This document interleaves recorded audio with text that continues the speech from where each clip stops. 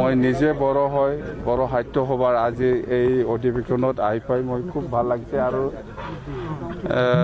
যিটো পৰিৱেশ দেখিছে খুব ভাল আৰু মই ভাবোঁ তিনিদিনীয়া কাৰ্যসূচী লৈ পেলাই যিখিনি এজেণ্ডা লৈ পেলাই বড়ো সাহিত্য সভাই বড়ো জাতিৰ কাৰণে সাহিত্যটো উন্নতি কৰিবৰ কাৰণে যিটো ধৰণৰ আলোচনা হৈছে খুব পজিটিভ মই শুনিছোঁ আৰু ভাল হ'ব।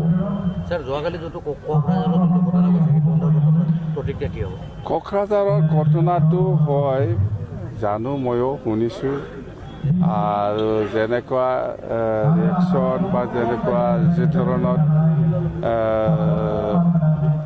আলোচনা হৈ আছে বা প্ৰচাৰ হৈ আছে মই সেইটোও দেখিছোঁ। মই জানো চব জাতিৰ মাজত চবে সমান নাথাকে। বড়ো সমাজতো কোনোবা এজন দুজন বেয়া মানুহ থাকে, কোনোবা মুছলিম সমাজতো থাকে, কোনোবা বেংগলী সমাজতো থাকে বা কোনোবা অসমীয়া সমাজতো একজন দুজন বেয়া মানুহ থাকে। তো বেয়া মানুহ ধৰি পেলাই শাস্তি বা প্ৰয়োজনীয়ভাৱে একশ্যন লোৱাটো ভাল, এইটো প্ৰশাসনৰ দায়িত্ব।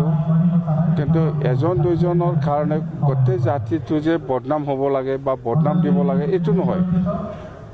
হয়, আমাৰ বড়ো সমাজতো কোনোবা এজন দুজন বেয়া মানুহ থাকে, মুছলিম সমাজতো আছে, বেংগলী সমাজতো আছে। এজন দুজনৰ কাৰণে কোনোবা মুছলিমে কিবা এটা কাম কৰিছে বুলি গোটেই মুছলিম সমাজক দোষ দিয়াটো এইটো ঠিক নহয়। যোনে দোষী, যোনে কালপিত ইয়াক ধৰি পেলাই মানে উচিত শাস্তি দিয়াটো প্ৰশাসনৰ কাম, প্ৰশাসনে কৰিব। এইটো সেইটোৱেই কৈছোঁ মই যে কোনোবা এজন দুজনে কিবা ভুল কাম কৰিছে বুলি এনেকুৱা সমাজৰ ওপৰত বদনাম দিয়া, সমাজৰ কিবাৰ ওপৰত কাম কৰাটো এইটো ঠিক নহয়। মই এইটো ছাপৰ্ট নকৰে।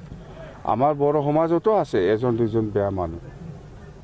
এই এজন দুজন মানুহে বেয়া কাম কৰিছে বুলি গোটেই বড়ো সমাজক বদনাম দিব বিচৰাটো এইটো ঠিক নহয়। এইটো আমাৰ কাৰণে ভাল নহয়। এইবিলাক ৰাজনীতি কৰিব নালাগে।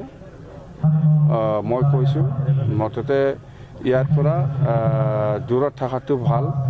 মই অনুৰোধ কৰিছোঁ, হয় ভুল কাম কৰিছে কোনোবা এজনে, ইয়াৰ নামত গোটেই সমাজক দোষ দিব বিচৰাটো এইটো ঠিক নহয়।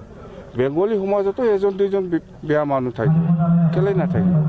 সেই বুলি বেংগলী মানুহ কোনোবা এজনে বেয়া কাম কৰিছে বুলি গোটেই বেংগলী সমাজটো দোষ দিব বিচৰাটো এইটো ঠিক নহ'ব। কোনোবা বড়ো মানুহে এজন দুজনে ভুল কাম কৰিছে বুলি গোটেই বড়ো সমাজক দোষ দিব বিচৰাটো এইটো ঠিক নহয়।